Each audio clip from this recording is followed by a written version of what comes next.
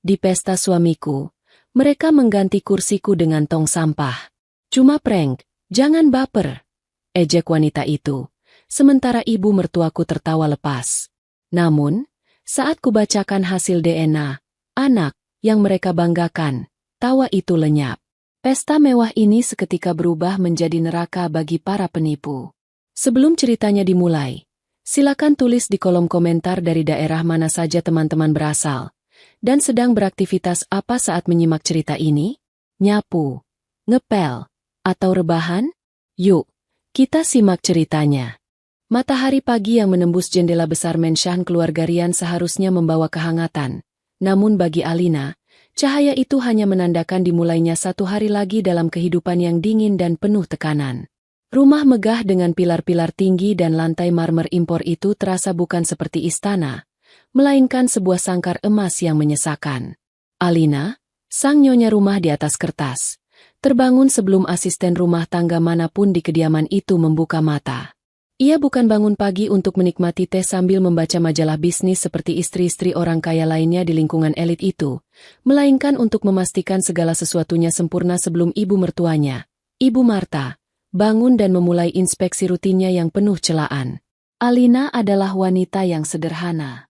Ia berasal dari keluarga yang menjunjung tinggi nilai kerja keras dan kesabaran.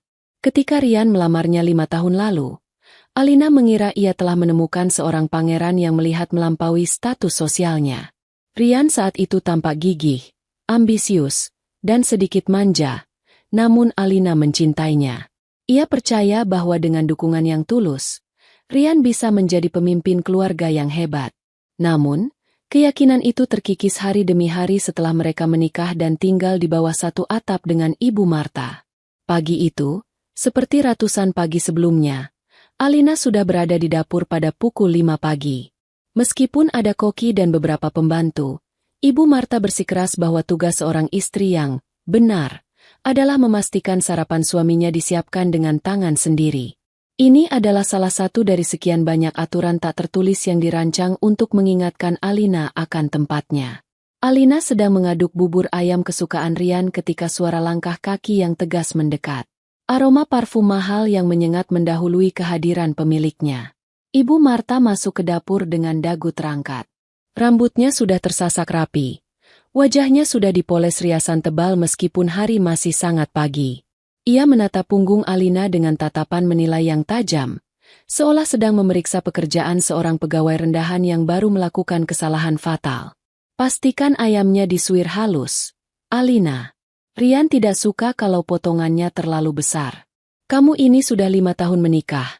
Hal remeh begitu saja masih harus diingatkan. Tegur Ibu Marta tanpa basa-basi sebagai salam pembuka. Suaranya dingin, tanpa sedikit pun kehangatan seorang ibu. Alina menarik napas dalam, menelan rasa perih yang sudah menjadi sarapannya sehari-hari. Ia berbalik perlahan, memaksakan seulas senyum sopan di wajahnya yang lelah.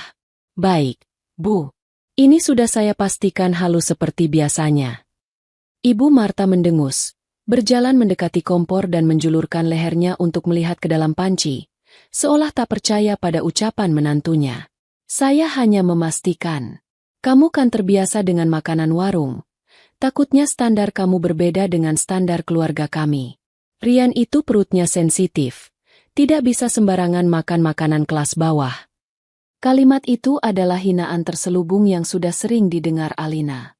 Asal-usulnya yang sederhana selalu menjadi senjata utama Ibu Marta untuk merendahkannya. Seolah-olah kemiskinan di masa lalu adalah sebuah penyakit menular yang menjijikan.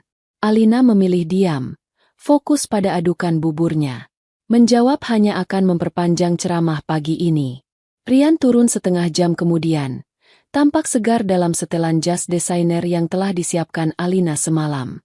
Ia duduk di meja makan panjang dari kayu mahoni yang mengilap. Rian nyaris tidak menatap istrinya saat Alina meletakkan mangkuk bubur di hadapannya. Perhatian Rian sepenuhnya tersedot pada layar ponsel pintarnya. Mungkin memeriksa saham atau membalas pesan yang entah dari siapa. Pagi, Mas.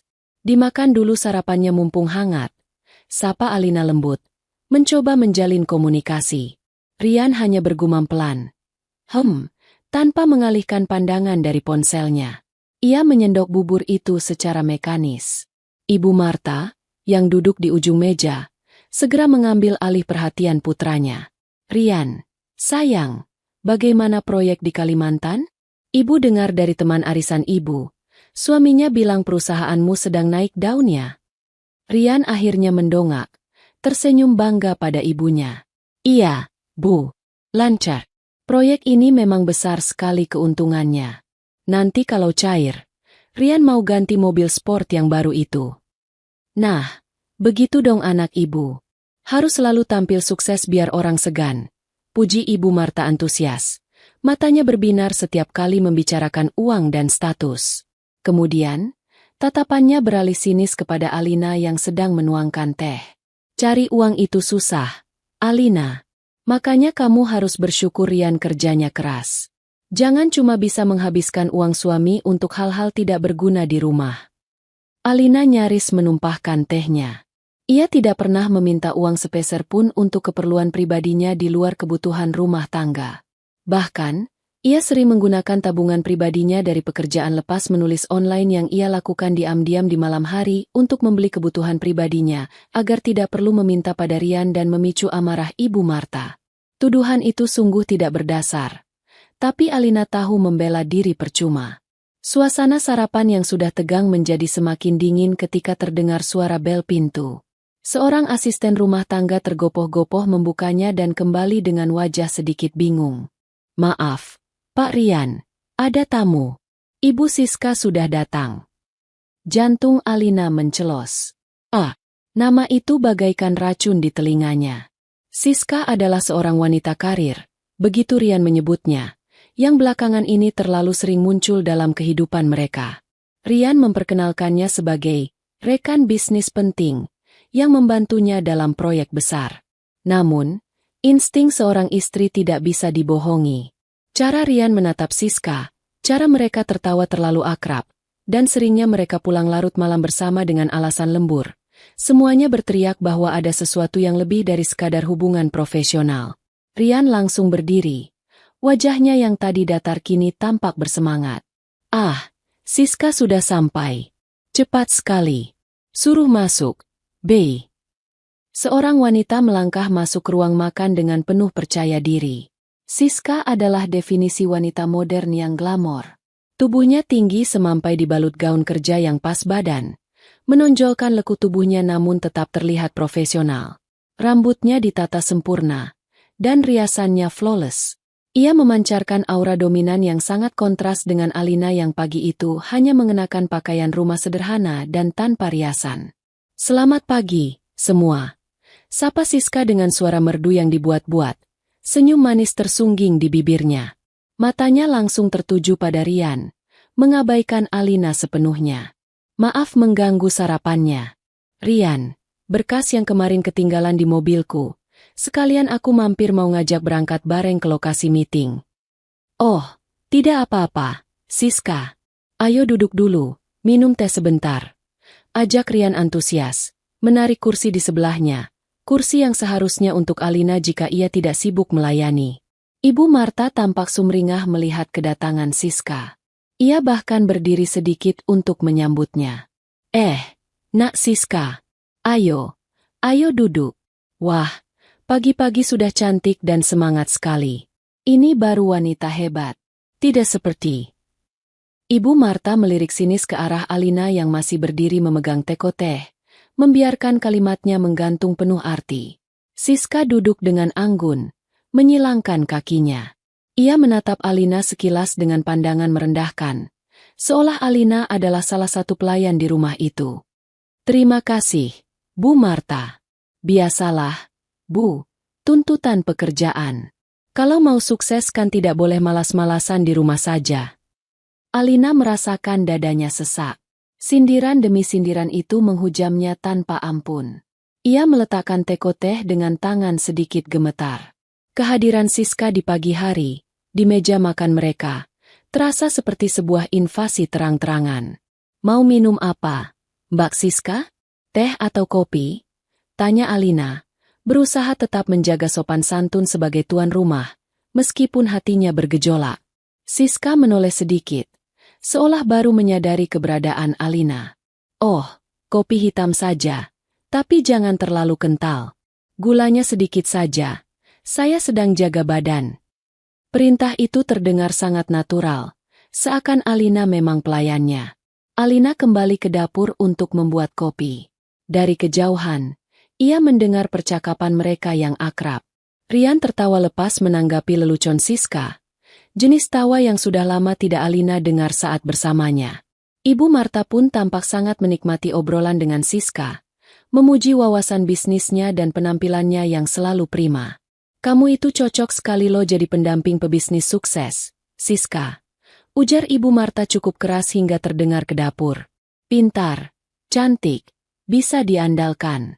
Pria itu butuh wanita yang bisa mendukung karirnya, bukan yang cuma jadi beban pikiran." Alina mencengkeram gagang cangkir kopi erat-erat. Air matanya mendesak keluar, tapi ia menahannya sekuat tenaga. Ia tidak boleh menangis. Menangis berarti kalah. Menangis berarti membiarkan mereka menang. Selama 5 tahun ini, ia telah belajar membangun tembok di sekeliling hatinya. Ia bertahan demi janji pernikahannya, demi harapan bahwa Rian akan berubah, dan demi membuktikan bahwa ia bukan wanita lemah seperti yang mereka pikirkan. Saat Alina kembali membawa kopi, Siska dan Rian sudah bersiap untuk pergi. Rian meneguk kopinya dengan terburu-buru. "Kita berangkat sekarang ya, Siska. Nanti telat," kata Rian. Ia menoleh sekilas pada ibunya dan mencium pipinya. "Rian berangkat dulu, Bu." Lalu, tanpa menatap Alina, Rian berkata datar, "Aku berangkat. Nanti malam mungkin pulang telat lagi. Ada makan malam dengan klien." "Iya, hati-hati," jawab Alina pelan. Siska berdiri, merapikan roknya, lalu tersenyum penuh kemenangan pada Alina. "Duluan ya, Mbak Alina. Maaf pinjam suaminya dulu seharian." Kalimat itu diucapkan dengan nada bercanda, tapi sorot matanya jelas menunjukkan ejekan. Setelah mereka pergi, keheningan yang menyesakkan kembali menyelimuti ruang makan. Ibu Marta menyesap tehnya perlahan, lalu menatap Alina dengan pandangan dingin yang menusuk. "Lihat itu Siska," kata Ibu Marta, memulai ceramah paginya lagi. "Itu contoh wanita berkelas. Dia tahu bagaimana membawa diri, tahu bagaimana menyenangkan laki-laki, dan yang paling penting, dia produktif. Tidak seperti kamu." Alina diam saja, mulai membereskan piring kotor bekas Rian. "Kamu itu sudah 5 tahun menikah.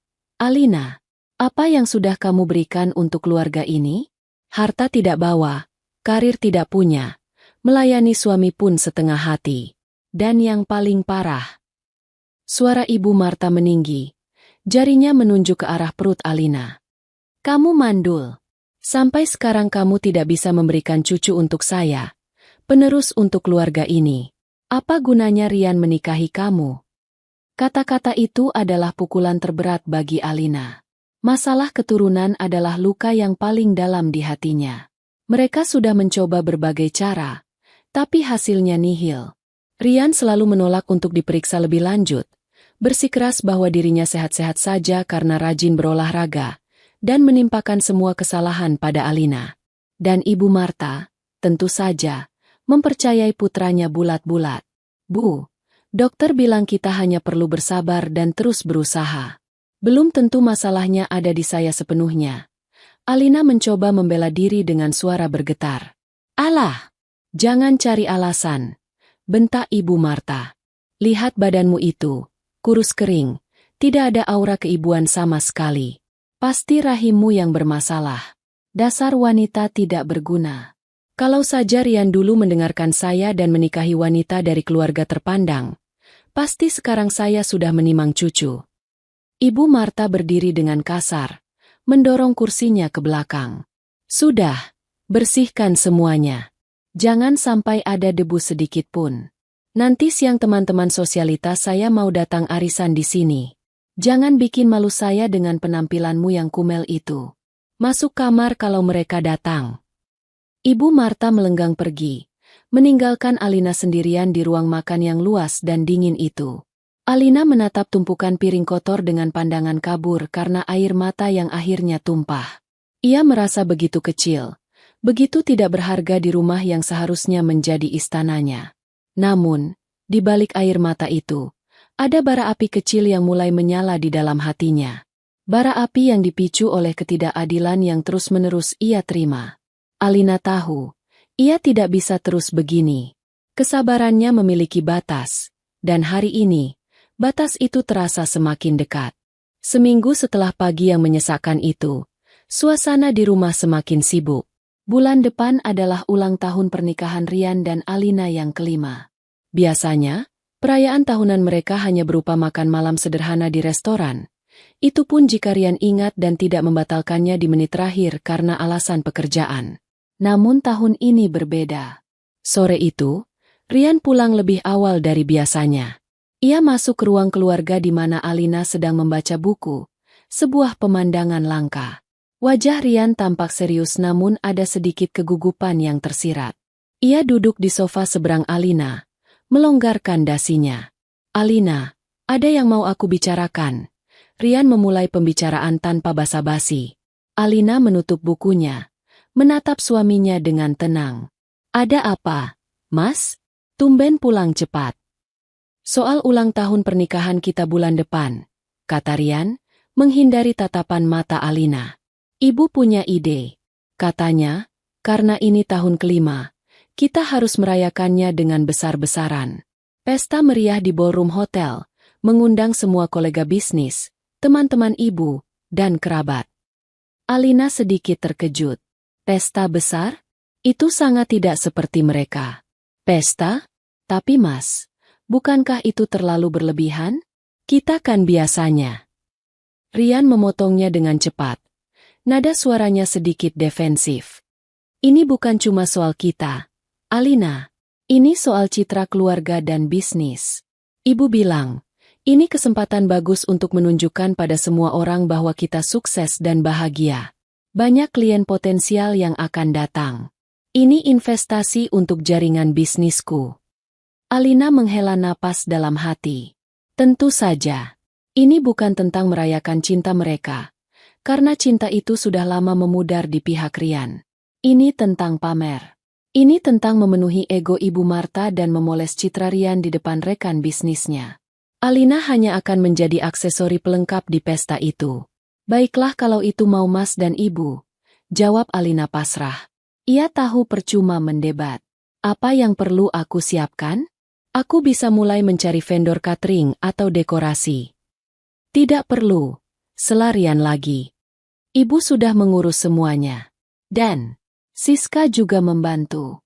Dia kan punya banyak koneksi event organizer bagus dan seleranya juga oke.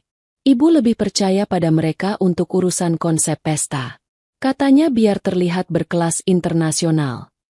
Hati Alina mencelos lagi. Pesta pernikahan mereka sendiri pun diatur oleh orang lain. Dan sekarang, perayaan 5 tahun pernikahan mereka justru diurus oleh ibu mertuanya dan selingkuhan suaminya. Ironi yang begitu pahit hingga rasanya ingin tertawa. Alina dikesampingkan total dalam perayaan yang seharusnya tentang dirinya dan Rian. "Oh, begitu. Jadi aku tidak perlu melakukan apa-apa?" tanya Alina dengan nada hambar. "Ya, kamu tinggal datang saja nanti," jawab Rian enteng, sudah kembali menatap ponselnya. "Oh ya, Ibu pesan, untuk gaun, kamu tidak usah beli yang aneh-aneh. Pakai saja yang sudah ada, atau nanti Ibu yang pilihkan," katanya supaya tidak salah kostum. Lagi-lagi kontrol penuh. Bahkan untuk apa yang ia kenakan di pestanya sendiri, Alina tidak punya hak suara. Hari-hari menuju pesta itu bagaikan mimpi buruk yang berjalan lambat. Rumah mereka berubah menjadi markas besar perencanaan pesta. Siska semakin sering datang, kali ini dengan alasan meeting persiapan pesta. Ia dan Ibu Marta duduk berjam-jam di ruang tamu, dikelilingi katalog dekorasi, contoh kain, dan daftar menu, tertawa-tawa sambil membahas detail acara. Alina seringkali hanya bisa melihat dari jauh, atau lebih parahnya, disuruh membawakan mereka minuman dan camilan seperti pelayan. Setiap kali Alina mencoba memberikan masukan, misalnya tentang pilihan bunga atau warna tema, Ibu Marta dan Siska akan langsung menolaknya dengan halus namun merendahkan. Aduh, Alina, warna itu sudah ketinggalan zaman sekali. Deso. Komentar Ibu Marta saat Alina menyarankan warna pastel yang lembut. Kita ini mau pesta mewah. Harus warna yang elegan dan tegas. Emas dan merah marun. Itu baru berkelas. Siska setuju kan? Iya, Bu Marta benar sekali. Timpal Siska dengan senyum manis yang palsu. Mbak Alina mungkin kurang update tren pesta masa kini ya. Serahkan saja pada kami, Mbak. Dijamin hasilnya spektakuler. Alina hanya bisa menelan kekecewaan. Ia merasa semakin terasing di rumahnya sendiri, terasing dari suaminya, dan terasing dari hidupnya sendiri. Ia seperti penonton yang menyaksikan sebuah drama di mana ia seharusnya menjadi pemeran utama, namun naskahnya telah diubah total oleh orang lain. Hari pesta pun tiba. Ballroom Hotel Bintang 5 di pusat kota telah disulap menjadi ruangan yang luar biasa mewah. Lampu kristal bergantungan. Ribuan bunga segar menghiasi setiap sudut, dan meja-meja bundar ditata dengan peralatan makan perak yang berkilauan. Semuanya memancarkan kekayaan dan kemewahan, persis seperti yang diinginkan Ibu Marta. Alina tiba di hotel lebih awal, bukan untuk bersiap-siap dengan tenang di kamar suite seperti yang dilakukan Siska dan Ibu Marta, melainkan karena Ibu Marta menyuruhnya untuk mengawasi persiapan akhir di ballroom. Kamu cek lagi itu cateringnya. Pastikan makanannya hangat dan jumlahnya cukup. Jangan sampai kita malu karena makanan kurang. Perintah Ibu Marta melalui telepon dengan nada ketus saat Alina baru saja sampai di lobi hotel. Alina, yang mengenakan gaun panjang sederhana berwarna biru tua, pilihan Ibu Marta yang katanya sopan dan tidak mencolok, akhirnya menghabiskan 1 jam pertama di area belakang panggung dan dapur, memastikan para staf hotel bekerja dengan benar. Ia merasa konyol. Ia adalah nyonya rumah, yang merayakan ulang tahun pernikahannya. Tapi ia malah bekerja seperti manajer lapangan. Beberapa staf hotel bahkan sempat mengiramnya sebagai koordinator acara, bukan istri dari pemilik acara. Saat tamu undangan mulai berdatangan, Alina masih sibuk di dekat pintu masuk area servis, memastikan alur keluar masuk pelayan lancar. Ia bisa melihat Rian berdiri di depan pintu masuk utama ballroom, tampak gagah dengan tuxedo hitamnya, menyalami para tamu penting dengan senyum lebar. Di sampingnya, bukan Alina, melainkan Ibu Marta yang tampil glamor dengan kebaya penuh payet. Dan tak jauh dari mereka, Siska berdiri. Siska malam itu tampil luar biasa memukau. Ia mengenakan gaun malam berwarna merah menyala dengan potongan yang berani, memamerkan punggungnya yang mulus dan lekuk tubuhnya yang sempurna. Rambutnya disanggul modern, dan perhiasan berlian berkilauan di leher dan telinganya. Ia tampak seperti ratu pesta yang sesungguhnya, mendampingi Rian menyambut tamu, tertawa renyah pada lelucon para kolega bisnis Rian. Banyak tamu yang tidak mengenal Alina secara pribadi mungkin akan mengira Siska adalah istri Rian. Alina akhirnya berhasil melepaskan diri dari tugas pengawasannya dan berjalan menuju area utama ballroom. Ia merasa canggung dan kecil di tengah kemegahan itu. Gaunnya yang sederhana terasa semakin kusam di bawah sorotan lampu gantung yang terang benderang, terutama jika dibandingkan dengan penampilan Siska yang cetar. Beberapa tamu menatapnya sekilas dengan pandangan bertanya-tanya, mungkin bingung siapa wanita berpakaian sederhana ini yang berjalan sendirian. Acara dimulai dengan pidato pembukaan dari MC kondang yang disewa mahal. Kemudian, Rian dan Ibu Marta dipanggil ke atas panggung untuk memberikan sambutan. Alina tetap berdiri di pinggir ruangan, di dekat salah satu pilar besar. Tidak ada yang memanggilnya untuk naik. Ibu Marta mengambil mikrofon. Wajahnya berseri-seri penuh kebanggaan. Selamat malam para hadirin yang terhormat. Terima kasih telah hadir di malam yang istimewa ini. Malam ini kita merayakan 5 tahun perjalanan putra saya tercinta, Rian, dalam membangun rumah tangganya. Meskipun Ibu Marta berhenti sejenak, memberikan jeda yang dramatis. Perjalanan ini tidak selalu mulus dan belum sempurna karena masih ada kekurangan di sana-sini. Mata Ibu Marta sekilas melirik ke arah di mana Alina berdiri, membuat beberapa tamu yang paham situasi ikut menoleh dan berbisik-bisik. Wajah Alina terasa panas. Ia tahu, kekurangan yang dimaksud adalah dirinya dan ketidakmampuannya memberikan cucu. Tapi, lanjut Ibu Marta dengan nada yang tiba-tiba berubah ceria. Malam ini saya punya kabar gembira yang luar biasa. Sebuah kejutan yang menjadi kado terindah bagi keluarga kami di perayaan ini. Ini adalah berkah yang sudah lama kami nantikan. Ibu Marta melambai ke arah Siska yang berdiri di dekat panggung.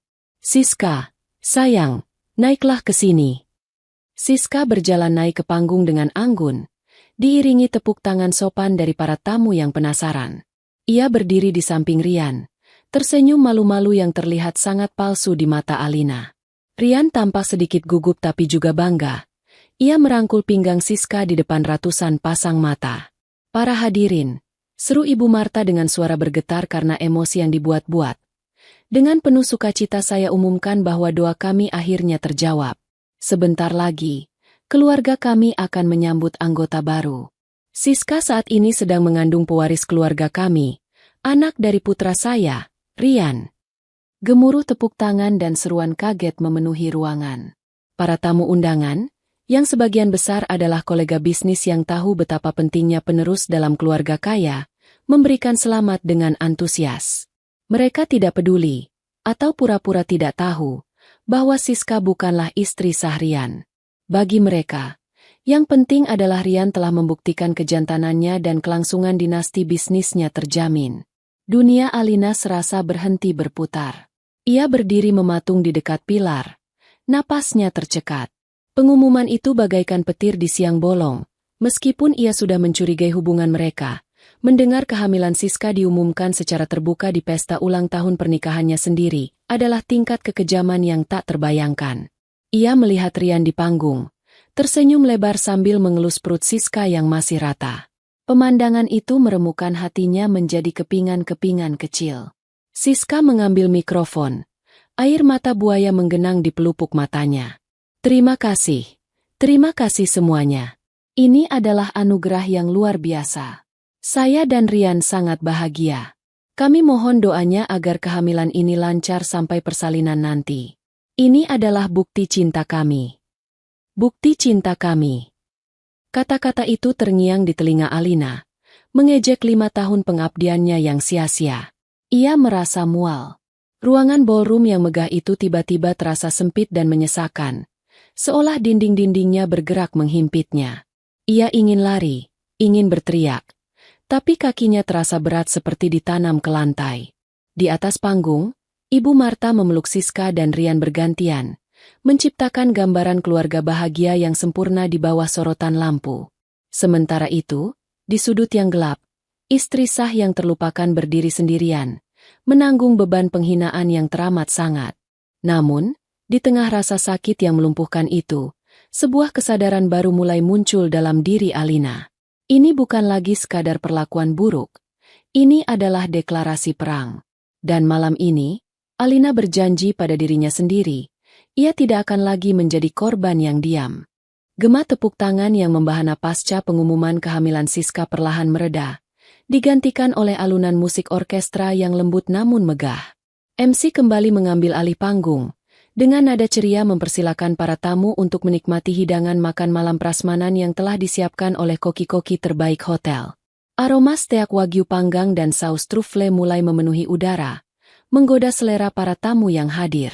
Namun bagi Alina, aroma kemewahan itu justru membuatnya mual. Alina masih berdiri di dekat pilar.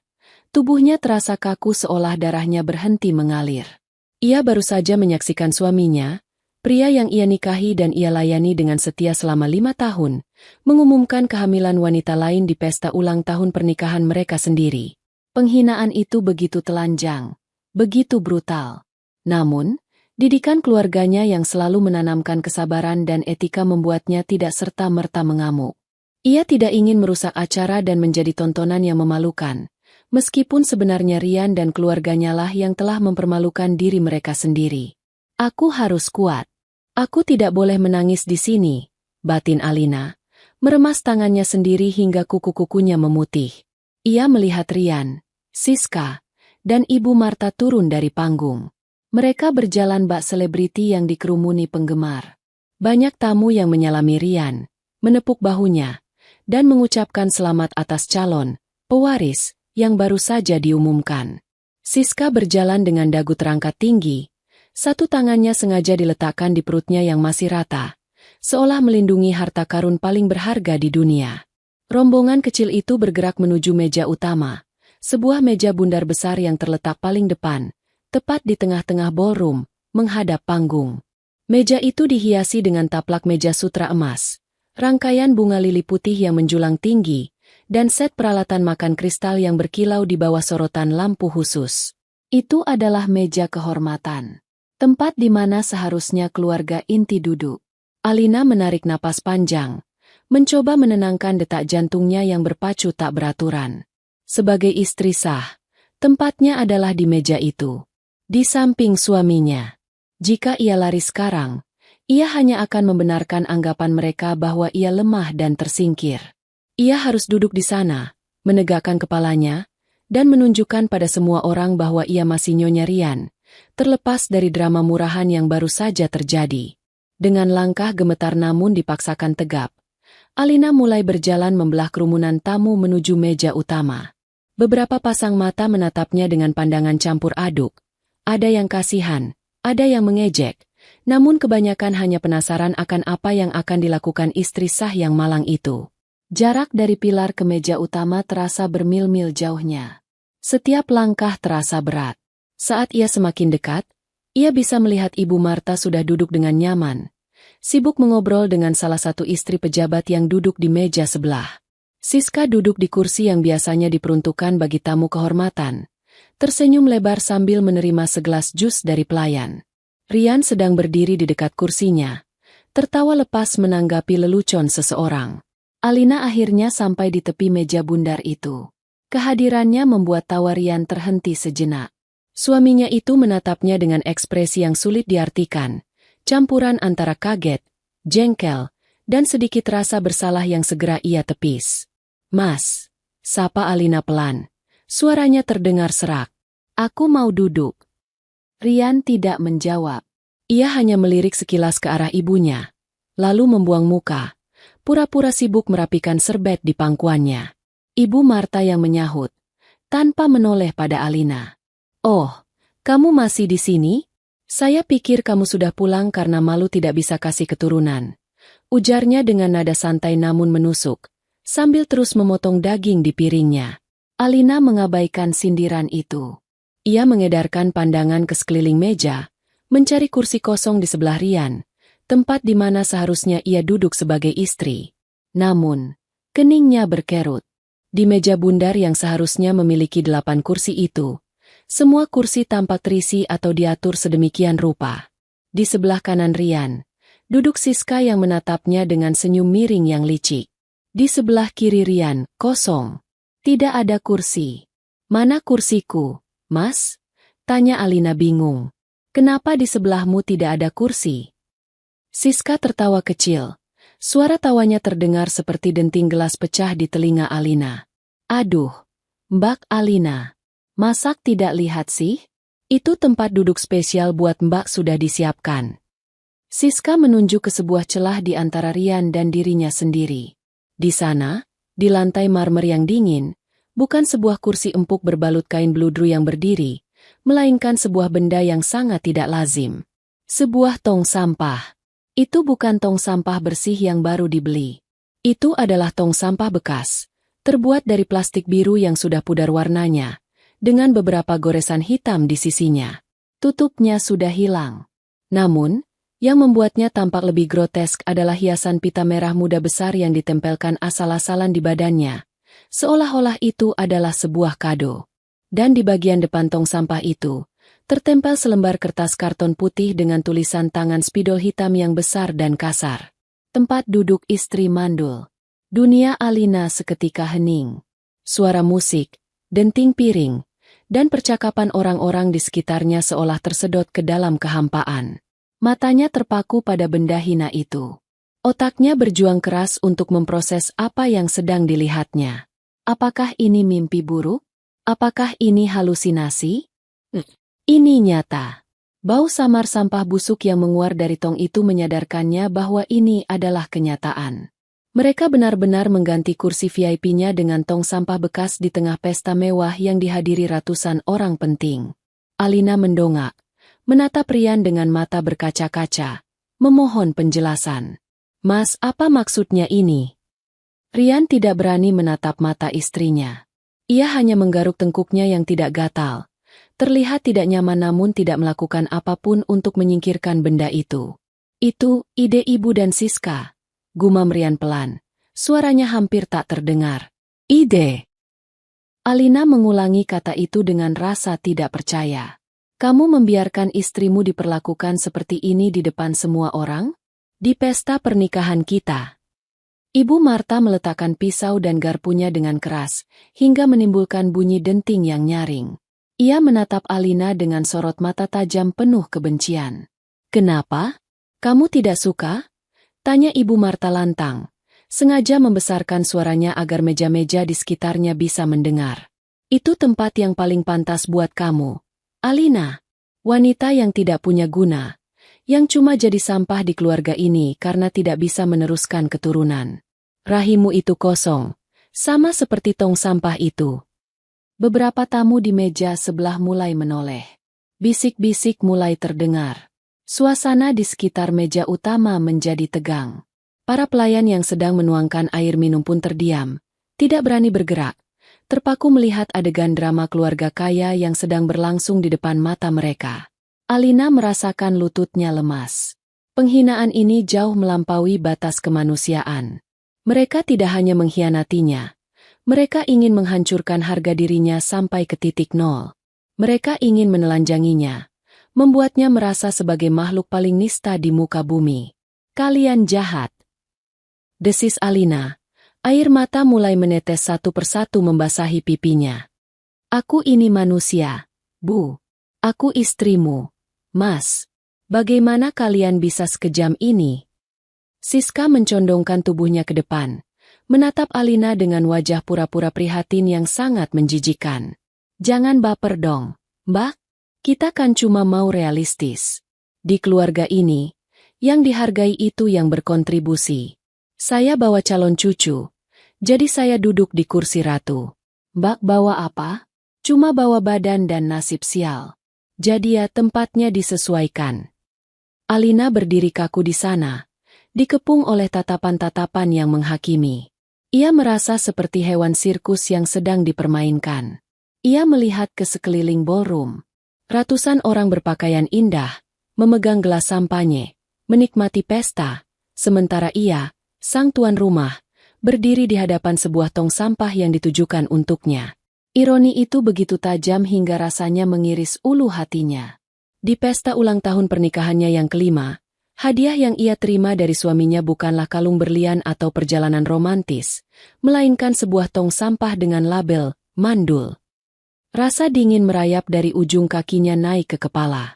Ia ingin berteriak, ingin membalikan meja itu, ingin menampar wajah Siska yang tersenyum penuh kemenangan. Tapi tubuhnya terkunci oleh rasa syok yang luar biasa. Ia hanya bisa berdiri mematung, menatap tong sampah biru itu, lambang dari bagaimana keluarga suaminya melihat dirinya selama ini, sampah yang harus dibuang. Keheningan tegang yang sempat menyelimuti meja utama pecah ketika Siska tak mampu lagi menahan rasa puasnya, menyemburkan tawa. Hahaha, aduh, lihat mukanya Mbak Alina. Pucat banget kayak mayat. Seru Siska sambil memegangi perutnya. Seolah-olah ia baru saja melihat komedi paling lucu sedunia. Bu Marta. Ide ibu benar-benar jenius. Lihat ekspresinya, priceless banget. Ibu Marta pun ikut tertawa. Tawa yang berat dan merendahkan. Ia menepuk-nepuk tangan Siska dengan sayang. Iya kan? Ibu bilang juga apa? Sekali-kali dia harus dikasih cermin biar sadar diri. Jangan merasa jadi nyonya besar kalau fungsi utamanya saja rusak. Tawa mereka berdua terdengar sumbang di tengah ballroom yang perlahan mulai menyadari apa yang sedang terjadi. Awalnya, para tamu hanya saling pandang dengan bingung. Namun, manusia memiliki kecenderungan aneh. Ketika melihat seseorang yang berkuasa tertawa, mereka merasa harus ikut tertawa agar tidak terlihat aneh atau kaku, meskipun lelucon itu kejam. Satu persatu, Tawa canggung mulai terdengar dari meja-meja terdekat. Rekan-rekan bisnis Rian, yang mungkin takut menyinggung perasaan tuan rumah, mulai ikut terkekeh, meski mata mereka memancarkan rasa tidak nyaman. Beberapa wanita sosialita teman arisan Ibu Marta bahkan tertawa lepas, menikmati penderitaan Alina sebagai hiburan malam itu. Lucu ya, kreatif banget kado anniversary-nya. Celetuk salah satu tamu di meja sebelah. Entah menyindir atau benar-benar tidak punya empati. Namun, yang paling menyakitkan bagi Alina bukanlah tawa Siska atau Ibu Marta, melainkan reaksi Rian. Suaminya itu, yang sempat terlihat ragu sejenak, kini melihat reaksi positif dari ibunya dan Siska. Wajahnya perlahan rileks. Ia mengambil mikrofon yang tergeletak di meja, berdiri, dan tersenyum lebar ke arah para tamu, seolah sedang memandu acara permainan. Tes. Tes. Suara Rian menggema di seluruh ruangan melalui pengeras suara, menarik perhatian seluruh tamu, bahkan mereka yang duduk di sudut terjauh. Rian merangkul bahu Alina yang masih mematung, sebuah gestur yang terlihat akrab namun terasa seperti cengkeraman besi bagi Alina. Hadirin sekalian, tenang, tenang, jangan kaget, ini semua cuma prank. Rian tertawa, tawa yang dibuat-buat dan keras. Istri saya ini orangnya memang terlalu serius. Jadi di ulang tahun pernikahan yang kelima ini, kami sekeluarga ingin kasih kejutan yang memorable. Biar nggak kaku-kaku amat pestanya. Ya kan, sayang? Rian menepuk bahu Alina agak keras, mencoba memaksanya untuk ikut tersenyum. Ayo dong, Alina, senyum. Jangan cemberut gitu. Nanti tamu-tamu mikir kita lagi berantem beneran. Ini kan cuma lelucon. Just a joke. Jangan baper, jangan lebay. Kata, baper, dan lebay, itu menghantam telinga Alina lebih keras daripada tamparan fisik. Perasaannya divalidasi sebagai sesuatu yang berlebihan. Rasa sakitnya dianggap sebagai lelucon. Penghinaan terhadap harga dirinya dianggap sebagai hiburan. Benar itu, seru Ibu Marta. Suaranya melengking. Zaman sekarang orang dikit-dikit tersinggung. Padahal maksud kita baik. Buat lucu-lucuan. Lagian, tong sampah itu kan ada pitanya. Cantik kan? Paslah sama kamu. Di sudut-sudut ruangan, kilatan lampu flash mulai terlihat. Banyak tamu, terutama yang muda-muda, mulai mengeluarkan ponsel mereka. Mereka merekam kejadian itu. Alina bisa membayangkan caption yang akan mereka tulis di media sosial. Prank istri di pesta mewah, drama keluarga sultan, atau istri sah kena mental. Ia akan menjadi viral. Ia akan menjadi bahan tertawaan satu negara. Rian melihat para tamu yang merekam dan justru semakin bersemangat. Ia merasa menjadi pusat perhatian. Egonya melambung. Ia merasa berhasil mengendalikan situasi. Nah, karena kursinya cuma itu, sementara duduk di situ dulu ya, sayang. Ujar Rian tanpa rasa bersalah sedikit pun, menunjuk ke arah tong sampah. Anggap saja kursi tahta sementara. Nanti kalau Siska sudah capek berdiri, baru kamu boleh duduk di kursi beneran. Siska kan lagi hamil, harus diprioritaskan. Kamu kan ya, kamu kuatlah, orang gak bawa beban apa-apa di perut. Siska terkikik geli. Iya, Mbak, duduk aja. Itung-itung latihan merendah. Siapa tahu dengan duduk di dekat sampah, Mbak jadi sadar kalau selama ini Mbak cuma jadi parasit di hidup Mas Rian. Alina menatap wajah Rian. Wajah yang dulu ia cintai. Wajah yang dulu menatapnya dengan lembut saat mengucapkan janji suci pernikahan. Kini, wajah itu tampak asing. Tidak ada cinta di sana. Tidak ada rasa hormat. Hanya ada keangkuhan, kebodohan, dan kekejaman yang bersembunyi di balik topeng. Candaan. Rian bukan lagi suaminya. Pria di hadapannya ini adalah monster yang dibentuk oleh ibunya dan egonya sendiri. Ayo, duduk. Desak Ibu Marta tidak sabar. Jangan bikin malu dengan berdiri terus di situ kayak patung. Hormati suami kamu. Tekanan itu begitu besar. Ratusan mata menatapnya, menunggu ia hancur, menunggu ia menangis histeris dan lari keluar ruangan. Memberikan mereka akhir yang dramatis untuk tontonan malam ini. Tapi, Sesuatu terjadi di dalam diri Alina. Saat ia melihat seringai Siska, tawa Ibu Marta, dan wajah tak peduli Rian, rasa sedih yang tadi meluap-luap tiba-tiba surut. Menguap begitu saja, digantikan oleh sesuatu yang jauh lebih dingin dan keras. Hatinya yang hancur perlahan membeku, membentuk lapisan es yang tajam. Air matanya berhenti mengalir. Tangannya yang tadi gemetar kini terkepal kuat di samping tubuhnya. Namun bukan karena marah, melainkan karena tekad. Rasa takut dan malunya lenyap. Terbakar habis oleh api kemarahan yang tenang namun mematikan. Selama 5 tahun ia diam. Selama 5 tahun ia mengalah. Selama 5 tahun ia mencoba menjadi menantu yang baik, istri yang penurut, berharap ketulusannya akan meluluhkan hati mereka. Tapi malam ini, di depan tong sampah bertuliskan, istri mandul, ini. Alina sadar bahwa ketulusan tidak ada harganya bagi anjing-anjing yang lapar akan harta dan status. Mereka menginginkan pertunjukan? Baiklah, Alina akan memberikan mereka pertunjukan. Tapi bukan pertunjukan wanita lemah yang menangis. Ia akan memberikan pertunjukan yang tidak akan pernah mereka lupakan seumur hidup. Alina menarik napas dalam-dalam, menegakkan punggungnya. Ia menghapus sisa air mata di pipinya dengan gerakan anggun yang lambat. Lalu, perlahan, sudut bibirnya terangkat. Bukan senyum manis, bukan senyum sopan. Itu adalah senyum dingin. Senyum seorang ratu yang siap menjatuhkan hukuman mati. Cuma bercanda ya, Mas? Suara Alina terdengar tenang. Sangat tenang hingga membuat Rian sedikit terkejut. Suaranya tidak lagi bergetar. Iya, jawab Rian ragu, merasakan perubahan aura istrinya. Cuma bercanda. Jangan kaku gitulah. Baiklah, kata Alina. Ia melangkah maju mendekati tong sampah itu. Semua orang menahan napas, mengira Alina benar-benar akan duduk di atas tong sampah itu sesuai perintah suaminya. Siska sudah siap dengan ponselnya untuk merekam momen kehancuran Alina. Namun, alih-alih duduk, Alina mengangkat kaki kanannya yang terbalut sepatu hak tinggi. Dengan gerakan tenang namun penuh tenaga, ia menendang tong sampah itu sekuat tenaga. Braa! Tong sampah plastik itu terpelanting, menggelinding keras di lantai marmer, menabrak kaki meja utama hingga menimbulkan bunyi gaduh yang mengejutkan seluruh ruangan. Musik orkestra seketika berhenti. Para tamu terlonjak kaget. Siska menjerit kecil karena kaget. Ibu Marta melotot.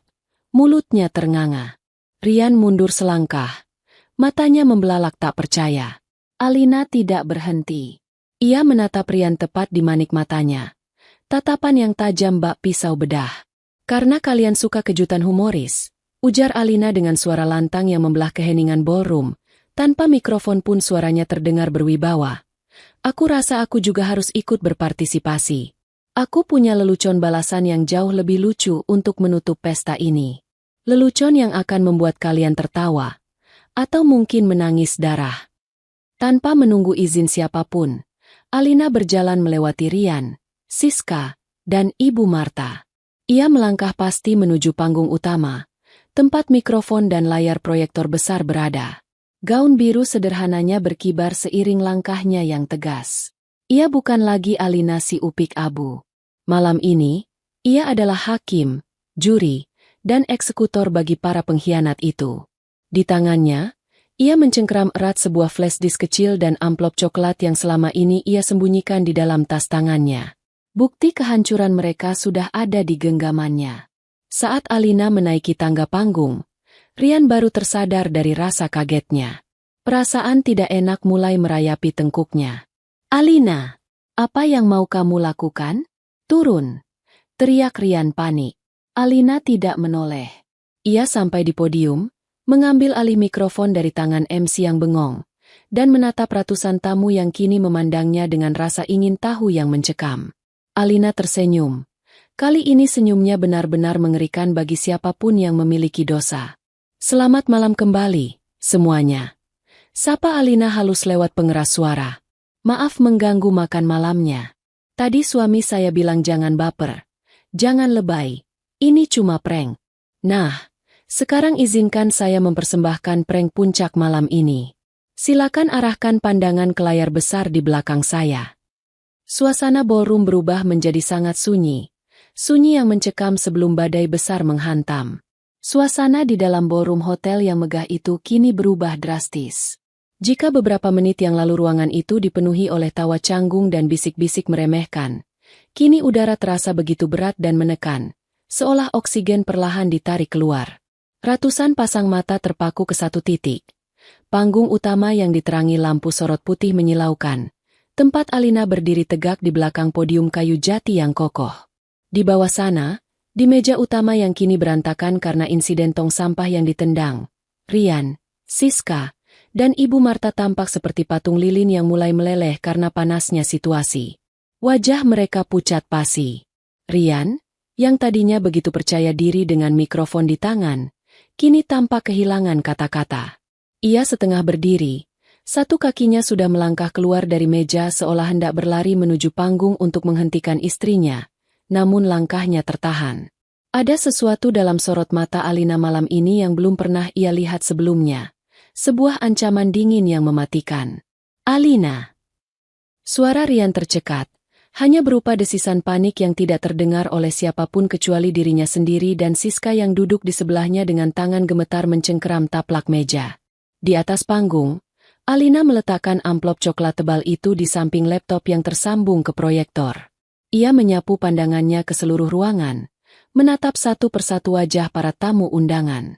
Ada kolega bisnis Rian yang selama ini memandang sebelah mata padanya.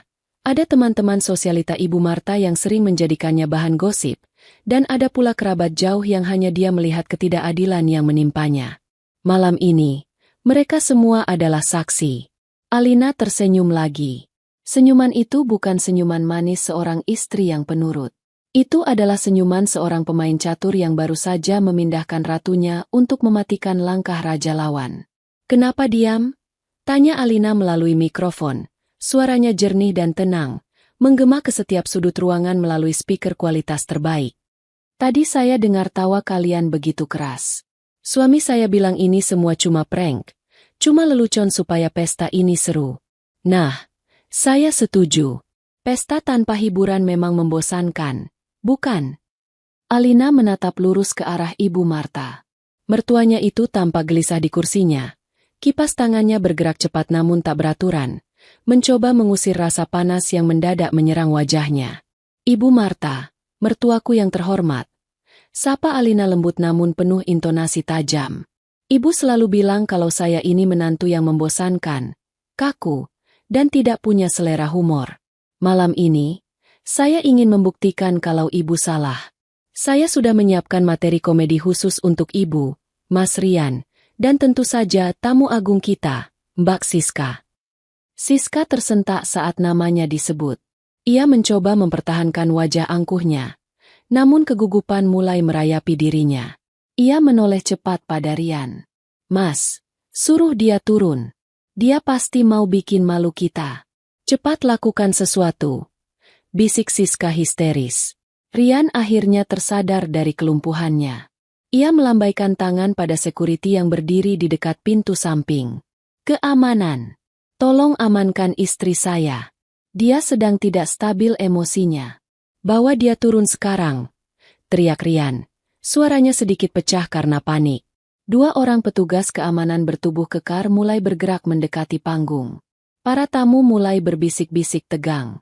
Apakah drama ini akan berakhir dengan kekerasan? Namun, Alina tidak gentar sedikit pun. Ia mengangkat satu tangannya, memberikan isyarat berhenti yang begitu otoriter hingga membuat kedua petugas keamanan itu ragu dan menghentikan langkah mereka di kaki tangga panggung. "Jangan ada yang berani menyentuh saya," ancam Alina dengan nada rendah namun tegas. "Jika ada satu orang saja yang memaksa saya turun sebelum presentasi ini selesai, saya pastikan tombol kirim di ponsel saya akan terpencet. Dalam hitungan detik, semua bukti yang akan saya tayangkan di sini akan tersebar otomatis ke grup WhatsApp Asosiasi Bisnis Mas Rian, ke email para investor, dan ke seluruh media sosial dengan tag akun-akun gosip terbesar di negara ini. Pilihan ada di tanganmu, Mas Rian. Kita nonton bareng di sini secara eksklusif. Atau kita biarkan seluruh Indonesia nonton aibmu malam ini juga." Ancaman itu bagaikan bom waktu. Rian membeku. Wajahnya berubah menjadi abu-abu. Ia tahu Alina tidak menggertak. Sebagai istri yang selama ini mengurus administrasi rumah tangga dan sering membantu merapikan berkas-berkasnya, Alina punya akses ke banyak hal, termasuk daftar kontak pentingnya. Jika aib ini tersebar viral secara online, reputasi bisnisnya akan hancur lebur dalam semalam. Para investor akan lari, bank akan menarik pinjaman, dan karirnya akan tamat. Rian mengangkat tangan gemetar ke arah petugas keamanan, memberi isyarat untuk mundur. Jangan sentuh dia. Biarkan dia bicara. Perintah Rian dengan suara lemah, menyerah pada situasi. Siska melotot tak percaya. Mas, kamu gila. Kenapa dibiarkan? Diam, Siska, bentak Rian kasar. Keringat dingin mulai mengucur deras di pelipisnya. Kalau dia menyebarkannya ke investor, kita semua habis. Biarkan dia melampiaskan marahnya di sini. Nanti kita urus belakangan. Alina melihat keraguan Rian dan tersenyum puas. Pilihan yang bijak, suamiku.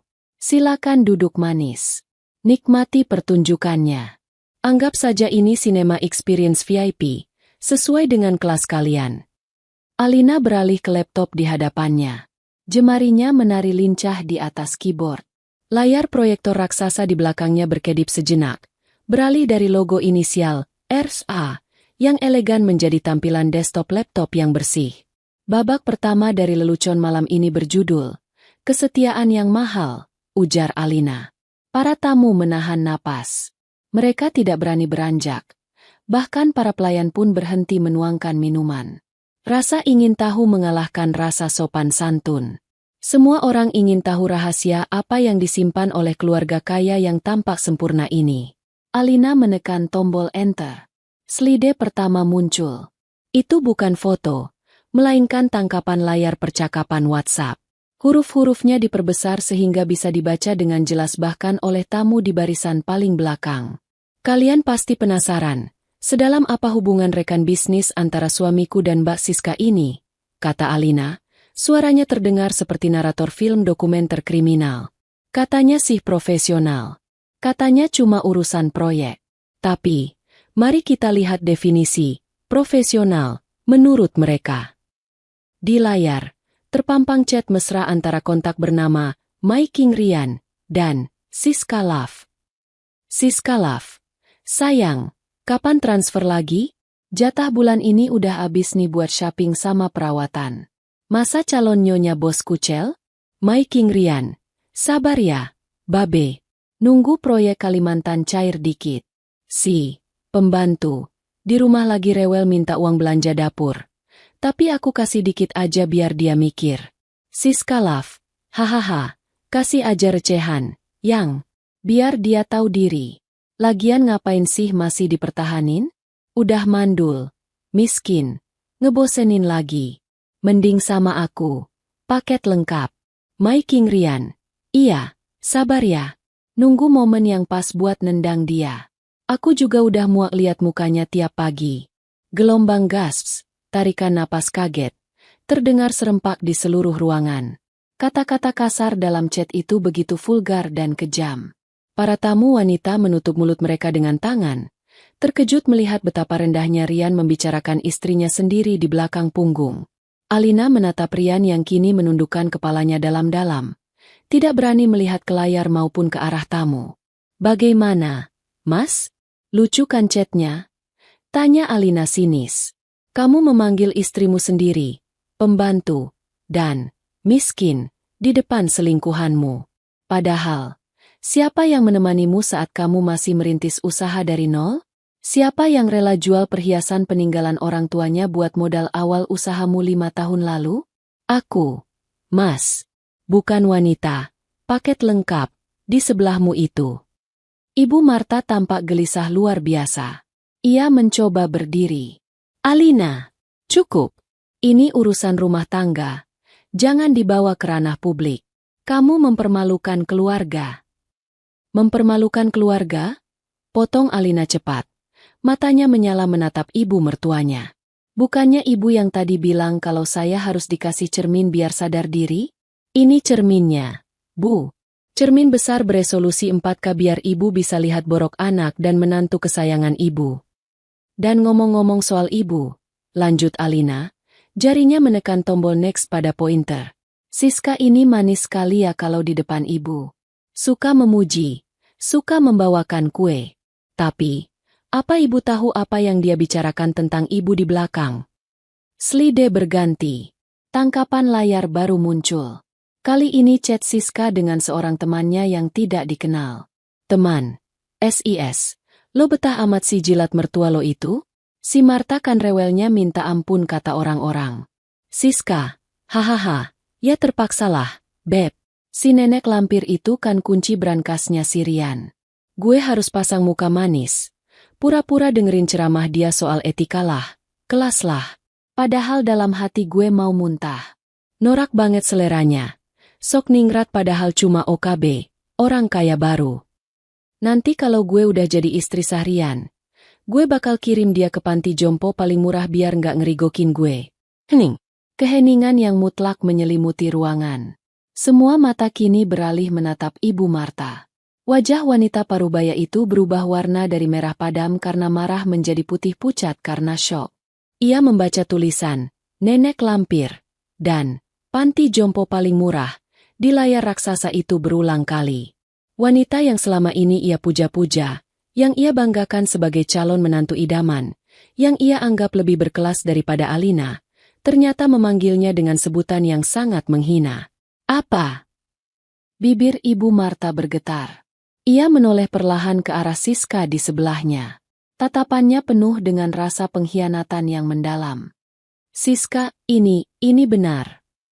Siska panik setengah mati. Wajahnya yang tadi angkuh kini penuh ketakutan. Ia menggelengkan kepalanya dengan histeris. Enggak, Bu. Itu bohong. Itu editan. Alina pasti ngedit itu semua buat ngefitnah aku. Jangan percaya, Bu. Aku sayang sama ibu. Editan. Alina tertawa kecil di atas panggung. Zaman sekarang memang canggih ya. Tapi sayangnya, bukti transfer bank tidak bisa diedit semudah itu, Siska. Dan ini membawa kita ke babak kedua. Kemana perginya uang Mas Rian? Alina menatap suaminya yang masih menunduk. Mas, selama ini kamu bilang bisnis lagi seret, keuntungan tipis.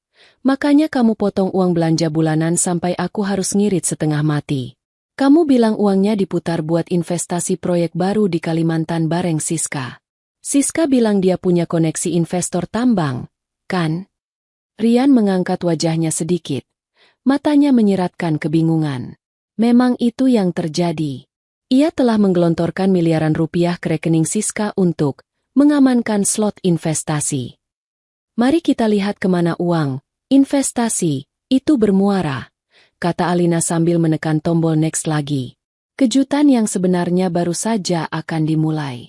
Dan Alina baru melakukan pemanasan. Layar proyektor kembali berganti tampilan.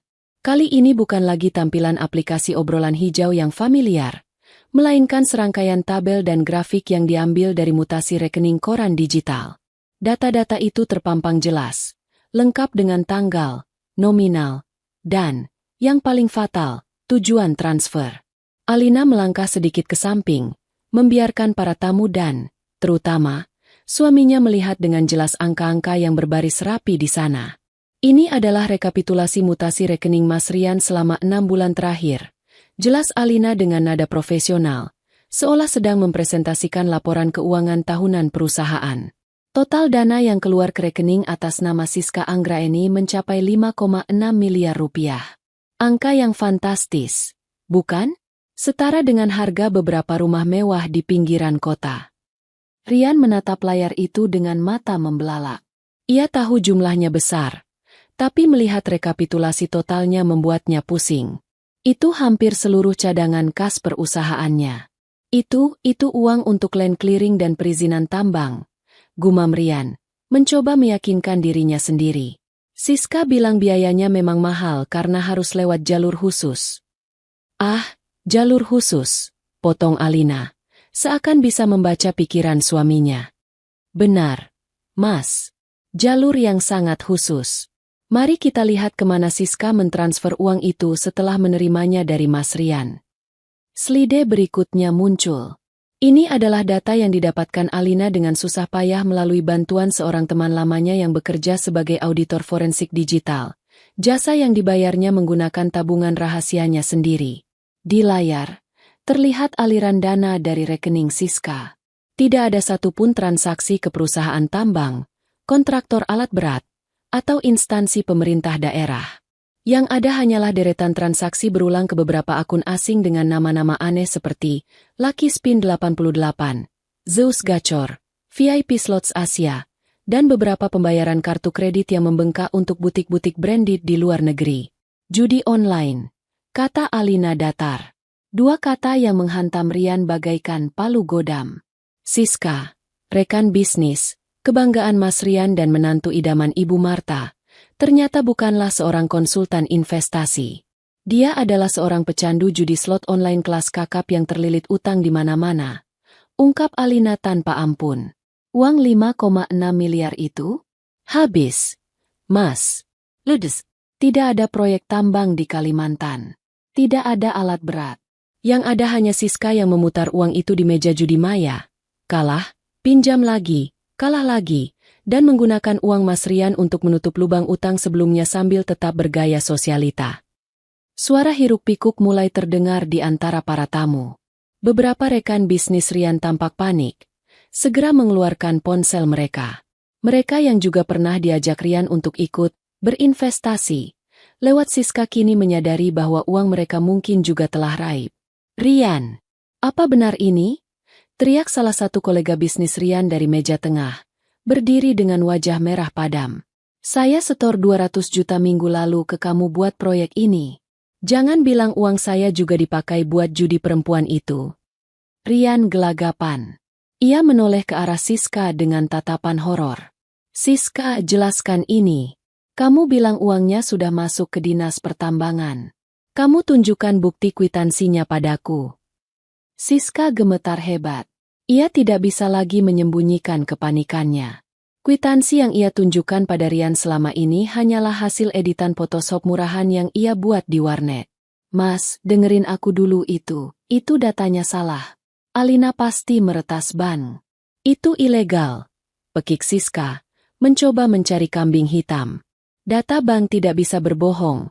Siska, sela Alina tajam. Dan kalau itu belum cukup, lihat ini. Alina menekan tombol lagi. Muncul sebuah foto dokumen tagihan utang dari beberapa aplikasi pinjaman online, pinjol, dan rentenir atas nama Siska, dengan jumlah tunggakan yang membuat siapapun yang melihatnya sesak napas. Calon menantu kaya raya? Cibir Alina, menatap Ibu Marta yang kini tampak seperti orang yang terkena stroke ringan. Bu, wanita yang ibu banggakan ini sebenarnya dikejar-kejar debt collector. Dia mendekati Rian bukan karena cinta, tapi karena dia butuh sapi perah untuk membayar utang judinya yang menumpuk. Dan keluarga kita, atau lebih tepatnya keluarga ibu, adalah target empuknya karena ibu begitu silau dengan penampilan luarnya yang palsu. Ibu Marta memegangi dadanya. Napasnya tersengal-sengal. Bayangan tentang kekayaan, status sosial, dan menantu berkelas yang selama ini ia agung-agungkan hancur berkeping-keping di depan matanya. Ia telah menghina Alina, menantu yang hemat dan setia, demi seorang penipu yang telah menguras harta anaknya.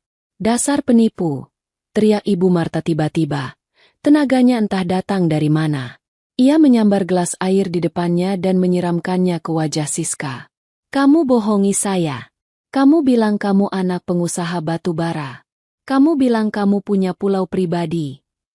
Siska menjerit saat air dingin membasahi wajah dan gaun mahalnya, melunturkan makeup tebalnya hingga ia terlihat seperti badut yang menyedihkan. Bu, jangan gitu dong. Saya bisa jelaskan. Rian, tolong aku. Rian mundur menjauh dari Siska seolah wanita itu mengidap penyakit menular. Ia merasa bodoh. Sangat bodoh. Ia telah mengkhianati istri yang tulus demi seorang wanita yang hanya melihatnya sebagai mesin ATM berjalan. Namun, Alina belum selesai. Ia melihat drama di meja utama itu dengan tatapan dingin. Kehancuran finansial dan sosial mereka sudah tercapai.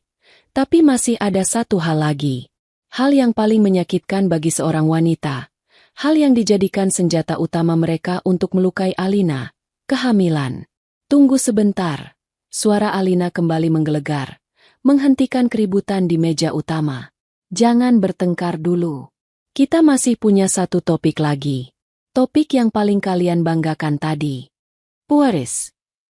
Alina menatap perut rata Siska. Kehamilan emas Siska. Cucu yang didambakan Ibu Marta. Anak yang membuat Mas Rian merasa jantan dan bangga. Rian menatap Alina. Ada secercah harapan di matanya. Mungkin setidaknya anaknya nyata? Meskipun Siska penipu uang, kalau dia benar-benar hamil anak Rian, mungkin masih ada sedikit harapan? Tadi kalian bilang saya mandul, kata Alina, suaranya sedikit merendah, terdengar lebih emosional namun tetap terkontrol. Kalian mengganti kursi saya dengan tong sampah karena saya tidak bisa memberi keturunan.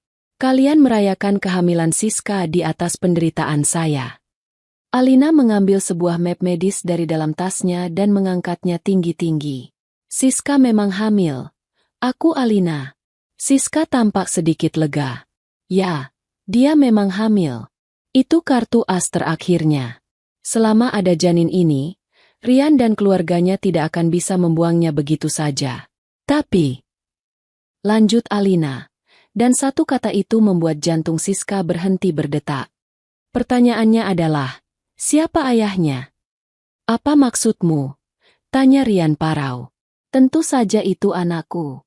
Kami sudah berhubungan sejak 6 bulan lalu. Oh, ya. Kalian memang berselingkuh, kata Alina jijik.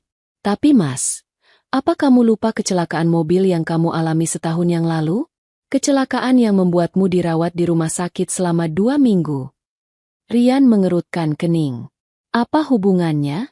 Aku sembuh total. Tulangku sudah nyambung. Tulangmu memang sembuh, Mas. Tapi ada satu hal yang dokter sampaikan padamu waktu itu. Tapi kamu sembunyikan dari ibu karena kamu malu. Atau mungkin, kamu sendiri menyangkal kenyataan itu dan lupa. Alina membuka map medis itu. Ini adalah salinan rekam medis Rian Andika dari rumah sakit pusat setahun yang lalu. Pasca kecelakaan, terjadi trauma pada organ reproduksi yang menyebabkan kondisi medis bernama azoospermia permanen. Alina menatap lurus ke mata suaminya. Artinya, Mas Rian mandul. Kamu tidak memiliki sel sperma sama sekali. No, kamu tidak bisa menghamili wanita manapun secara alami sejak kecelakaan itu. Ruangan ballroom itu meledak. Suara kaget, teriakan, dan gumaman riuh rendah memenuhi udara. Fakta ini jauh lebih mengejutkan daripada penipuan uang. Ibu Marta ternganga. Matanya hampir keluar. Apa? Rian mandul? Jadi bukan Alina yang mandul. Selama ini ia menyalahkan Alina. Ia menghina Alina pagi, siang, dan malam. Ternyata, putranya sendirilah yang tidak bisa memberikan keturunan. Dan Rian tahu itu, atau setidaknya pernah diberitahu dokter. Tapi membiarkan ibunya terus menyiksa Alina demi menutupi kekurangan dirinya sendiri. Kalau Rian mandul, gumam Ibu Marta, otaknya yang lamban mulai menyusun teka-teki itu. Ia menoleh perlahan ke arah perut Siska. Lalu, anak siapa itu? Alina tersenyum miring. Ia menekan tombol terakhir di laptopnya. Dan untuk melengkapinya, ini adalah hasil tes DNA prenatal non-invasif yang saya ambil dari sampel darah Siska saat dia check up di klinik teman saya minggu lalu. Saya diam-diam membandingkannya dengan DNA Mas Rian yang saya ambil dari sikat giginya. Di layar besar, hasil tes DNA itu muncul. 2 baris grafik yang tidak bertemu. Dan di bagian bawah, sebuah kesimpulan tertulis dengan huruf merah tebal. Probabilitas paternitas 0%, tidak cocok. Anak yang dikandung Siska, pewaris, yang kalian puji-puji, cucu, yang membuat Ibu Marta merasa di atas angin, sama sekali tidak memiliki darah daging Rian. Pungkas Alina dengan suara final. Itu anak orang lain. Mungkin anak salah satu investor lain yang uangnya juga dihabiskan Siska? Atau mungkin anak dari sopir taksi online? Siapa yang tahu? Alina menutup laptopnya dengan bunyi klip yang tegas. Ia memandang kehancuran total di meja utama. Rian jatuh terduduk di kursinya. Jiwanya seolah melayang pergi. Uangnya habis. Istrinya yang setia telah ia sakiti hingga ke tulang. Dan selingkuhannya ternyata mengandung anak pria lain. Ia bukan raja. Ia adalah lelucon terbesar malam ini. Ibu Marta memegangi kepalanya yang berdenyut hebat. Lalu matanya berputar ke atas. Tubuhnya limbung dan ia pun pingsan di kursinya. Tak kuat menanggung malu dan syok yang bertubi-tubi. Sementara Siska, melihat semua kartu asnya terbongkar dan para sekuriti mulai mendekat ke arahnya atas perintah manajer hotel, mungkin karena keributan itu, mencoba untuk lari. Namun, gaun merahnya tersangkut di kaki meja, membuatnya terjatuh tepat di samping tong sampah biru yang tadi ditendang Alina. Alina melihat Siska yang terkapar di dekat sampah. Posisi yang pas, gumam Alina pelan, namun terdengar oleh Rian. Sekarang sampahnya sudah bertemu dengan temannya. Kekacauan yang terjadi di dalam ballroom hotel malam itu sungguh tak terlukiskan. Pesta yang dirancang untuk menjadi ajang pamer kekayaan dan kebahagiaan palsu itu kini berubah menjadi panggung drama tragedi yang paling memalukan. Layar proyektor raksasa masih menampilkan tulisan merah menyala. Probabilitas paternitas, 0%, sebuah vonis mati bagi ego Rian dan harapan palsu keluarganya. Siska, yang terjatuh di lantai marmer dingin tepat di samping tong sampah biru yang tadi ditendang Alina, tampak seperti tikus yang terpojok. Gaun merah mahalnya yang sobek di bagian bawah karena tersangkut kaki meja kini kotor terkena tumpahan minuman. Ia mencoba bangkit, namun kakinya gemetar terlalu hebat. Bukan hanya karena rasa sakit fisik akibat jatuh, melainkan karena rasa takut yang mencekam. Ia tahu, permainan liciknya telah berakhir. Rian masih duduk terpaku di kursinya. Matanya kosong menatap layar. Fakta bahwa dirinya mandul, fakta yang selama ini ia tekan dalam alam bawah sadarnya karena egonya sebagai laki-laki terlalu rapuh untuk menerimanya, kini terpampang nyata di depan ratusan orang. Selama 5 tahun, ia membiarkan ibunya mencaci maki Alina. Selama 5 tahun, ia membiarkan istrinya minum jamu-jamu pahit, pergi ke dukun pijat, dan melakukan berbagai terapi menyakitkan demi mendapatkan anak, padahal dirinya lah yang rusak. Rasa bersalah? Tidak. Saat itu Rian belum merasakan rasa bersalah yang tulus. Yang ia rasakan adalah rasa malu yang membakar. Ia merasa ditelanjangi. Ia merasa kejantanannya diinjak-injak di depan kolega bisnis yang selama ini ia coba impresikan. Bohong. Desis Rian. Suaranya parau. Ia menoleh ke arah Siska yang masih terduduk di lantai. Katakan itu bohong. Siska. Katakan Alina memalsukan dokumen itu. Katakan anak itu anakku. Siska mendongak. Air mata buayanya sudah kering, digantikan oleh ekspresi panik bercampur marah. Topeng wanita anggunnya sudah hancur total. Pikir pakai otakmu, Rian. Bentak Siska kasar, membuat beberapa tamu yang berada di dekatnya tersentak kaget. Kalau dokter bilang kamu mandul permanen, ya mana mungkin aku hamil anak kamu? Kamu pikir aku Bunda Maria? Jawaban itu bagaikan tamparan keras di wajah Rian. Pengakuan langsung dari mulut Siska. Jadi, Rian berdiri. Tangannya gemetar menunjuk wajah Siska. Selama ini kamu tahu? Kamu tahu aku tidak bisa punya anak. Tapi kamu tetap bilang kamu hamil anakku. Ya karena kamu bodoh, teriak Siska. Tak peduli lagi pada citranya. Ia berusaha berdiri sambil memegangi perutnya. Kamu itu gampang banget dibodohin. Asal dipuji sedikit. Asal dikasih servis sedikit. Kamu langsung keluarin duit. Aku butuh uang buat bayar utang judiku. Dan kamu sukarela jadi sapi perahku. Salah siapa? Kurang ajar. Rian meraung marah. Ia hendak menerjang ke arah Siska. Namun langkahnya terhenti ketika pintu utama ballroom terbuka lebar dengan kasar. 4 orang petugas kepolisian berseragam lengkap masuk dengan langkah tegap, didampingi oleh manajer keamanan hotel. Suasana ballroom yang riuh seketika senyap. Hawa dingin seolah menyapu ruangan. Salah satu petugas dengan pangkat inspektur melangkah maju menuju area meja utama. Matanya menyapu kekacauan di sana. Ibu Marta yang pingsan dikerubungi beberapa ibu-ibu, Rian yang merah padam karena marah, dan Siska yang pucat pasi. "Selamat malam." Suara inspektur itu tegas dan berwibawa. "Kami mencari saudari Siska Anggraeni." Siska mematung. Wajahnya yang tadi masih berani membentak Rian kini berubah menjadi seputih kertas. Ia mencoba mundur, bersembunyi di balik meja yang berantakan, tapi langkahnya kaku. Saya. Siska tergagap. Alina, yang masih berdiri dengan tenang di atas panggung bak seorang sutradara yang mengamati akhir dari pertunjukannya, berbicara melalui mikrofon. Wanita berbaju merah yang ada di dekat tong sampah itu. "Pak Polisi, itu Siska Anggraeni." Inspektur itu mengangguk ke arah Alina, lalu memberi isyarat pada anak buahnya. Dua polisi segera bergerak mendekati Siska. "Saudari Siska Anggraeni, Anda kami tangkap atas dugaan penipuan investasi bodong, penggelapan dana perusahaan milik Bapak Rian Andika, serta pemalsuan identitas untuk pengajuan pinjaman online ilegal dengan menggunakan data orang lain," ujar inspektur itu sambil mengeluarkan borgol. "Apa? Enggak. Saya enggak salah," jerit Siska histeris saat polisi mencengkeram lengannya. "Ini salah paham. Rian, tolong aku. Kamu kan cinta sama aku. Bilang sama mereka ini uang pemberian kamu, bukan penggelapan." Rian menatap Siska dengan tatapan jijik dan benci yang mendalam. Cinta? Rasa itu sudah menguap detik di mana ia tahu wanita itu mengandung anak orang lain dan menguras hartanya untuk judi. "Bawa dia," kata Rian dingin. "Saya tidak kenal penipu ini. Proses dia seberat-beratnya."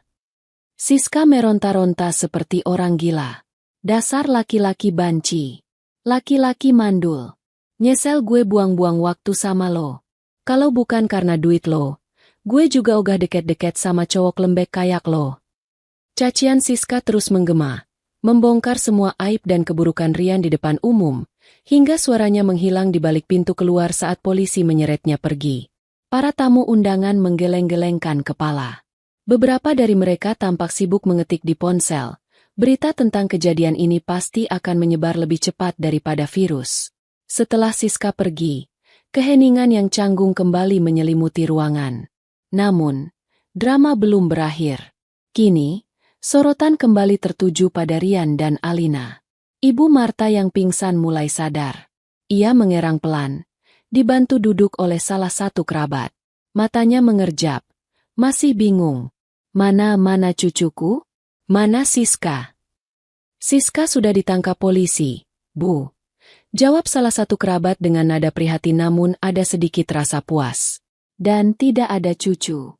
Siska hamil anak orang lain."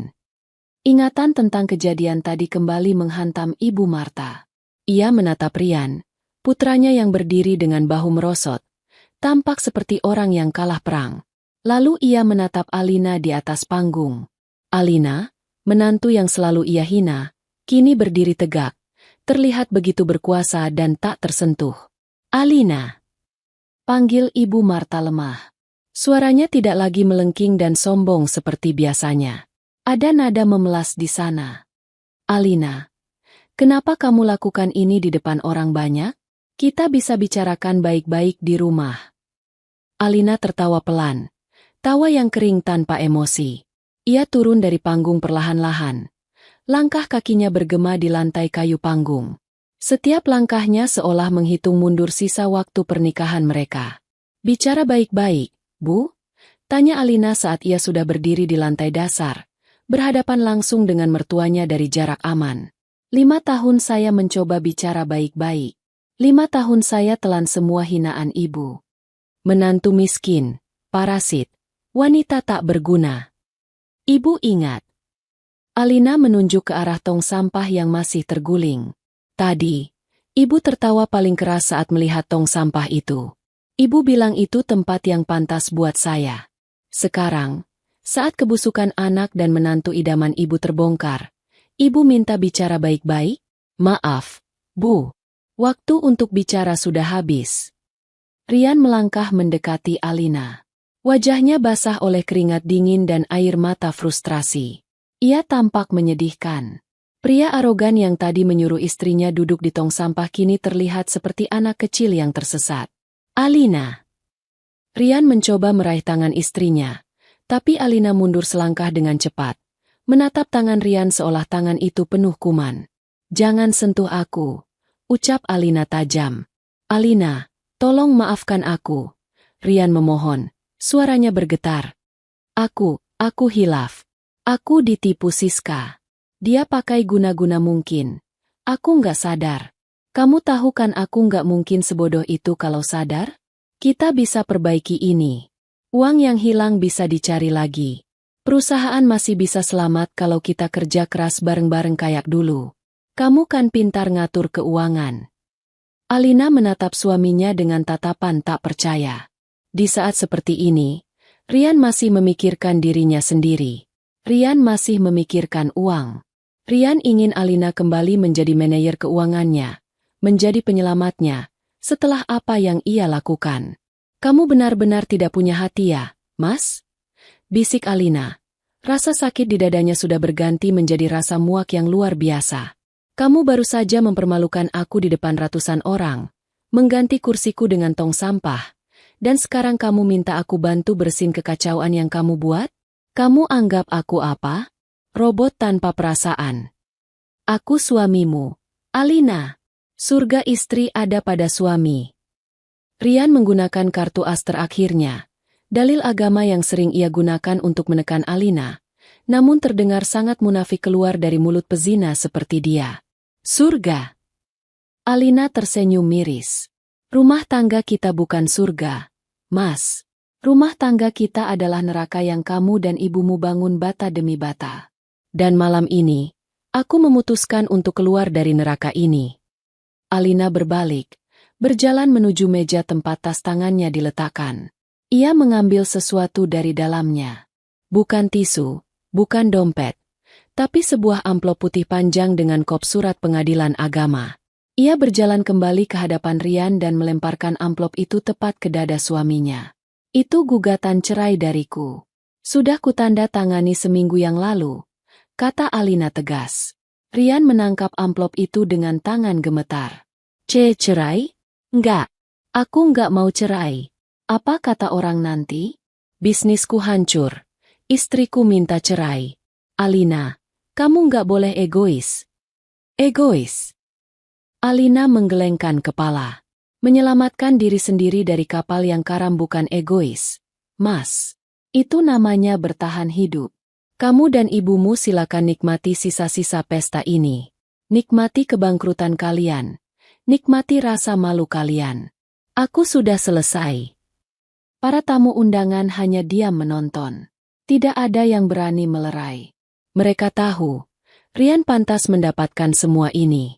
Bahkan beberapa wanita menatap Alina dengan pandangan kagum. Keberanian Alina malam ini adalah sesuatu yang luar biasa. Alina merapikan gaunnya, mengangkat dagunya tinggi-tinggi. Ia tidak lagi merasa kecil. Ia tidak lagi merasa hina. Ia merasa ringan, seolah beban ribuan ton baru saja diangkat dari pundaknya. Musik orkestra sudah lama berhenti. Pelayan hotel berdiri kaku di pinggir ruangan, bingung apakah harus membereskan piring atau membiarkan drama ini selesai. Di tengah ballroom yang megah itu, sebuah keluarga hancur berantakan, sementara satu wanita bangkit dari puing-puingnya. Rian mencengkeram amplop gugatan cerai itu hingga lecek. Wajahnya merah padam, campuran antara marah, malu, dan putus asa. Kamu nggak bisa pergi begitu saja. Alina, kamu istriku. Kamu milikku, teriaknya. Suaranya menggema memantul di dinding-dinding tinggi ballroom. Alina berhenti sejenak, namun tidak menoleh. Aku bukan barang, Mas. Dan aku bukan milik siapa-siapa selain diriku sendiri. Dulu, aku menyerahkan hidupku padamu karena aku percaya padamu. Tapi kepercayaan itu sudah kamu buang ke tempat sampah. Sama seperti kamu mencoba membuangku malam ini. Tapi ibu sakit. Alina. Rian menunjuk ibunya yang masih lemas di kursi, dipasangi minyak angin oleh kerabat. Kamu tega ninggalin ibu dalam keadaan begini? Siapa yang bakal ngurus ibu? Pembantu nggak ada yang betah sama ibu. Cuma kamu yang bisa. Alina menoleh sedikit, menatap Ibu Marta yang kini terlihat tua dan rapuh. Wajah angku itu hilang, digantikan oleh kerutan-kerutan ketakutan. Itu bukan tanggung jawabku lagi, jawab Alina dingin. Ibu Marta punya anak laki-laki kebanggaan, kan? Anak laki-laki yang katanya sukses, kaya raya, dan sempurna? Biar anak emasnya itu yang mengurus. Aku yakin Mas Rian bisa mengganti popok atau menyuapi ibunya sendiri. Sama seperti aku melakukannya 5 tahun ini tanpa pernah dihargai. Ibu Marta terisak pelan mendengar itu. Penyesalan datang terlambat, dan rasanya pahit sekali. Ia teringat betapa telatennya Alina merawatnya saat ia sakit demam berdarah tahun lalu. Sementara Rian sibuk, lembur, yang ternyata berselingkuh. Ia teringat bubur hangat buatan Alina, pijatan Alina di kakinya yang bengkak. Kini, ia sadar ia telah membuang berlian demi memungut kerikil tajam. Alina, maafkan ibu. Rintih Ibu Marta. Aku memaafkan ibu, kata Alina tulus, namun nadanya final. Aku memaafkan kalian berdua agar aku bisa hidup tenang tanpa dendam. Tapi memaafkan bukan berarti kembali. Pintu itu sudah tertutup, dikunci, dan kuncinya sudah kubuang. Alina kemudian melakukan satu hal terakhir. Ia mengangkat tangan kirinya, menatap cincin emas putih dengan berlian kecil yang melingkar di jari manisnya. Cincin pernikahan mereka. Dulu, cincin ini adalah simbol janji suci. Sekarang, cincin ini terasa seperti borgol yang mengekang kebebasannya. Dengan gerakan perlahan, Alina melepaskan cincin itu. Bekas lingkarannya terlihat pucat di kulit jarinya. Ia berjalan menuju tong sampah biru bertuliskan, tempat duduk istri mandul, yang masih tergeletak miring di lantai. Dengan tenang, ia menjatuhkan cincin itu ke dalam mulut tong sampah. Ting! Bunyi logam beradu dengan plastik terdengar kecil. Namun maknanya begitu besar. Sekarang tong sampah ini sudah ada isinya, ujar Alina lantang. Suaranya bergema penuh wibawa. Sampah bertemu sampah. Cincin dari pengkhianat. Di dalam tempat yang kalian siapkan untuk menghinaku. Ambillah kalau kamu mau, Mas. Jual saja buat bayar utang Siska. Alina! Rian meraung. Jatuh berlutut di lantai. Hancur sudah pertahanannya. Ia menangis meraung-raung seperti anak kecil yang kehilangan mainan. Tapi tidak ada simpati dari siapapun. Alina tidak melihat ke belakang lagi. Ia memutar tumitnya dan berjalan menuju pintu keluar ballroom. Langkahnya ringan, seirama dengan detak jantungnya yang kini berdegup tenang. Kerumunan tamu undangan secara otomatis membelah diri, memberikan jalan bagi Alina. Mereka menatapnya dengan rasa hormat. Tidak ada lagi tatapan meremehkan. Malam ini, Alina keluar sebagai pemenang. Saat Alina mencapai pintu kaca besar lobi hotel, udara malam kota yang segar menyambutnya. Angin malam menerpa wajahnya, menerbangkan rambutnya pelan. Ia menghirup napas dalam-dalam, merasakan oksigen memenuhi paru-parunya. Rasanya manis, rasa kebebasan. Sebuah taksi online yang sudah ia pesan sebelumnya berhenti tepat di depan lobi. Alina tersenyum pada sopir taksi yang membukakan pintu. Malam, Bu. Sesuai aplikasi ya? Menuju stasiun kereta? Tanya sopir itu ramah. Iya, Pak. Ke stasiun. Jawab Alina mantap. Ia masuk ke dalam mobil, meninggalkan kemewahan hotel yang mencekik itu di belakangnya. Ia meninggalkan Rian yang bangkrut dan hancur, Ibu Marta yang sakit-sakitan dan kehilangan kehormatan, serta Siska yang kini mendekam di kantor polisi. Di dalam taksi, Alina melihat keluar jendela. Lampu-lampu kota berkerlap-kerlip indah.